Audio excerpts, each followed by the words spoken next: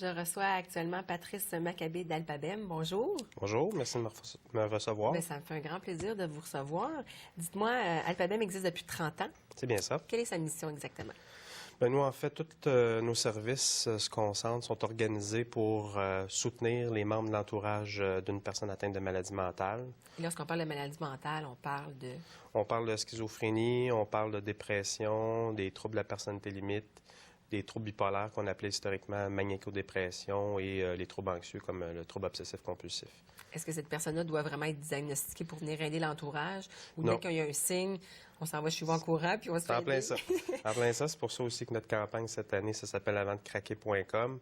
Donc, les gens doivent vraiment, ce qu'ils doivent retenir, c'est à partir du moment où ils ont des inquiétudes pour leurs proches, qui commencent à s'inquiéter pour la santé mentale. Dès qu'on voit que ça tourne pas rond, C'est là. sur un changement de comportement, comme on dit, une brisure dans le comportement, puis qu'on veut aller chercher de l'aide. Donc, ils s'adressent à nous, à l'Alphabem. Parce que c'est pas évident de soutenir une personne à tous les jours qui vit des problèmes mentaux. Non, bien, ce qu'on voit souvent, ce qu'on entend, c'est que justement, c'est pour ça qu'on... Vous avez fait une très bonne campagne. Une très bonne campagne, donc ça dit sa maladie mentale va me rendre fou. Ça, c'est vraiment un message qu'on entend des proches quand ils arrivent chez nous. Donc, à force d'accompagner un proche malade, eux-mêmes vont peut-être développer des symptômes qui vont souvent ressembler à la dépression. En fait, les statistiques ils disent qu'après 3 ans d'accompagnement continu d'une personne malade, la personne va développer des symptômes, par exemple, apparentés à la dépression. Donc, la fatigue, l'épuisement, troubles alimentaires, des choses comme ça. Donc, on voit déjà qu'il commence à avoir une détérioration psychologique du proche. C'est pratiquement contagieux. On pourrait dire ça. Et dites-moi, quel genre de services que vous offrez à ces personnes-là pour les soutenir? Bien, nous, en fait, il y a des services téléphoniques parce que souvent, quand une famille apprend le diagnostic de son proche ou commence à avoir des inquiétudes, vont appeler chez nous en premier. Donc, on va faire une première évaluation pour être certain que les gens sont au bon endroit. Par la suite, on va les inviter à venir à nos bureaux. Et peut-être comparativement au système de la santé, nous, il n'y a pas de liste d'attente. Donc, les gens peuvent avoir un service assez rapide, souvent dans la même journée ou dans la même semaine. Donc, ils peuvent rencontrer un intervenant de notre équipe. Nous, c'est des professionnels qui sont chez nous. Ouais, c'est pas des parents qui aident d'autres parents. Donc, c'est vraiment une équipe d'intervenants. Et par la suite, il peut y avoir un processus de rencontre en individuel. Est-ce que c'est des services gratuits? Tout est tout à fait gratuit. C'est sûr que nous, on se concentre pour la région de Laval. Par contre, des fois, il arrive qu'on ait des demandes de l'extérieur qui viennent chez nous. Dans le fond, ce que les gens peuvent retenir, en fait, c'est que s'ils voient cette émission-là, où ils ont des inquiétudes, où ils savent, par exemple, qu'ils ont une matante au Saguenay et qui, elle a un fils atteint de schizophrénie, par exemple, c'est pour ça qu'on dit, avantdecraquer.com. Ils peuvent aller voir sur ce site-là, vont trouver une association dans leur région.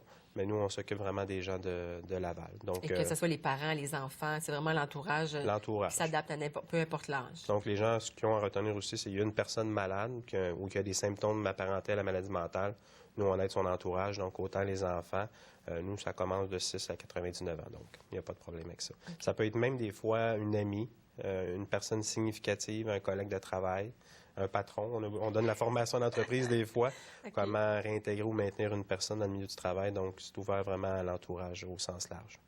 Et le suivi, normalement, s'effectue tout dépendamment de la personne, j'imagine? Ou sinon, le suivi, en moyenne, dure quelques mois ou à l'année? Est-ce qu'il y a des personnes qu'on peut suivre vraiment sur une longue période? Nous, on n'a pas de prescription limitée. Donc, il y a des gens qui sont membres de chez nous depuis une vingtaine d'années. C'est sûr que dans le processus, ils sont rendus ailleurs. Mais habituellement, quand on parle de rencontres en individuel, on parle de 6 à 8 rencontres, mais ça peut durer plus longtemps. Par la suite, les gens, des fois, leur besoin est comblé, donc ils vont peut-être aller chercher des outils. C'est pour ça qu'on a des programmes de formation pour les outiller à mieux intervenir auprès de leurs proches. Mais est-ce que vous travaillez en collaboration avec la personne, justement, qui a un problème de santé mentale, de son soignement aussi, pour qu'elle se fasse soigner? Parce que si elle se fait jamais soigner et qu'on aide l'autre... Est-ce qu'on ne règle pas nécessairement pas le problème? Je dirais que la majorité de nos références par le C3S de Laval, entre autres, c'est souvent après une hospitalisation. Donc, il y a déjà un diagnostic identifié. Il y a une équipe traitante qui intervient auprès de la personne malade. Puis nous, on accompagne la famille dans ce processus-là. Donc, souvent, les gens ont besoin d'aller chercher des outils. C'est pour ça qu'on a de la formation. Ils ont besoin d'informations. C'est pour ça qu'on a un magazine. C'est pour ça qu'on a un site Internet.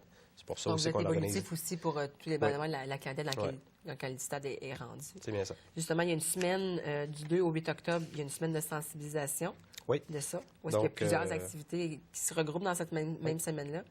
Donc, 2 au 8 octobre, nous, on organise 4 conférences. le 3, le 4, le 5 et le 6. Donc, du lundi au jeudi, il y a 4 conférences totalement gratuites pour la population de Laval. Donc, pas obligé d'être un proche. Ça peut être un proche, ça peut être une personne qui vit la problématique, mais aussi ça peut être une personne qui est intéressée par les problématiques de santé mentale, la psychologie. Donc, ils peuvent se Pour présenter. avoir de meilleures connaissances. C'est ça, se présenter à la Cité de la Santé à Laval, à l'Auditorium Réal du Bar. Les conférences durent de 19h à 21h. Donc, les gens peuvent se présenter sur place. C'est gratuit. Le stationnement est gratuit aussi. Donc, les gens prennent un petit coupon. On leur remet un coupon à la sortie, donc ils ne payent pas le stationnement. Et pour ceux qui ne pourraient pas se déplacer, les gens peuvent aussi écouter la conférence en direct sur Internet. Donc, il n'y a plus aucune raison de manquer nos conférences. Mon Dieu, non. Du lundi au jeudi, puis tout est gratuit. Ah, excellent. Et les titres, on peut les nommer. Hein? Il y a Si près, si proche, la conférence d'une place à prendre. Oui, ça va être la formule d'une pièce de théâtre qui représente le vécu d'une famille qui a une personne atteinte de schizophrénie à la maison. Pour probablement se retrouver peut-être s'il y en a qui vivent ça. Oui. L'autre, c'est l'agent secret du rétablissement. Oui, ça c'est intéressant parce que c'est un témoignage d'une personne qui est atteinte de maladie mentale, puis elle explique son rétablissement. Comment elle s'en est sortie finalement. Comment elle a fait pour s'en Ça a été sortir? quoi les outils pour finalement se rétablir de sa maladie mentale? Le trouble de personnalité, limite expliquée. Ça, on reçoit une psychologue de Québec qui vient vraiment expliquer en détail c'est quoi le trouble, c'est quoi l'impact sur la famille, c'est quoi les outils que la famille peut utiliser pour accompagner une personne atteinte de ce trouble-là. Ça, si les gens sont intéressés à cette conférence-là, réservez d'avance en appelant au 450-688-0541, parce qu'habituellement, quand on a une conférence sur le trouble de la personnalité limite, la salle est comble, on peut accueillir 200 personnes, mais ça se remplit vite nos salles. Oui, j'imagine. Et comment reconnaître la demande d'aide des hommes? Oui, ça, c'est un organisme de Laval, l'organisme Choc, qui est un organisme de Lavallois qui va venir présenter comment on reconnaît la demande d'aide des hommes. On le sait, les hommes, des fois, sont un petit peu moins volubiles. Plus fermés. Ça va être par signe, ça va peut-être juste un petit mot. Donc, comment on va chercher cette demande-là? Comment on reconnaît une demande d'aide des hommes? Donc, ça, c'est vraiment... Comment aller voir derrière un peu plus loin. C'est ça. Donc, ça va être super intéressant. Le code masculin. Alors, mesdames, si vous avez un monsieur que vous voulez le comprendre, c'est jeudi. Il faut assister à cette conférence-là, absolument. Et justement, vous me parliez, il y a un magazine que vous offrez pour avoir le détail au complet de vos activités. Quelqu'un qui veut suivre l'Alpabem, qui veut en connaître un peu plus sur la santé mentale, toutes nos activités se retrouvent dans notre magazine Oxygène, famille et santé mentale. Ce magazine-là est disponible sur notre site Internet aussi totalement gratuitement. Par contre, si les gens veulent le recevoir, ils doivent devenir membres. On parle d'une cotisation de 20 $ par année, donc c'est pas trop cher pour 4 magazines. OK. Et vous me dites, est-ce que dans les personnes qui restent chez vous longtemps, vous me dites, il y en a qui ça fait jusqu'à 20 ans qui sont là. Au niveau du suivi, est-ce que c'est un suivi qui est prédéterminé ou c'est vraiment là, dans un état où est-ce qu'on a vraiment besoin, on peut téléphoner en tout temps et communiquer avec quelqu'un? Les gens sont pas obligés d'être membres pour être chez nous. Par contre, souvent, les gens, ils veulent participer aux activités de répit. Donc, on organise des cabanes à sucre, vin fromage. On a fait un vin fromage récemment. Pour se retrouver tout le monde ensemble et discuter, échanger. Donc, ça, c'est des activités qui sont réservées aux membres. Donc, les activités de répit. Mais l'ensemble des activités, on n'est pas obligé d'être membre. Par contre, donc ceux qui veulent vraiment connaître, suivre l'Alpabem... Et ça ressemblerait à quoi, les autres activités? On a ce qu'on appelle, nous, des cinémas. Donc, c'est des diffusions de films une fois par mois. Donc, les gens peuvent venir voir un film qui aborde la problématique de santé mentale. Okay. Donc, il peut y avoir une discussion par la suite avec ça. Les conférences, c'est sûr qu'ils vont avoir l'information avant tout le monde. Et il y a des assemblées générales, des choses comme ça. Donc, c'est vraiment ceux qui développent un sentiment d'appartenance avec l'organisation vont finalement suivre nos activités un peu plus près, puis participer bénévolement souvent à certaines activités à ce moment-là. Est-ce que vous avez comme une ligne d'urgence ou dans ces cas-là de vraiment d'intervenir dans un besoin critique? Nous, on n'est pas un service de crise. Par contre, c'est pour ça que nos heures de service, c'est de 9h à 5h. OK, donc ça se fait dans la semaine. Par contre, on a beaucoup d'activités qui sont le soir, la fin de semaine, donc comme les conférences, les activités de formation. Les activités de répit, c'est les soirs, les week-ends. Donc, à ce moment-là, on peut les accompagner à ce moment-là. Mais ceux qui ont vraiment besoin d'un service de crise, il y a une urgence.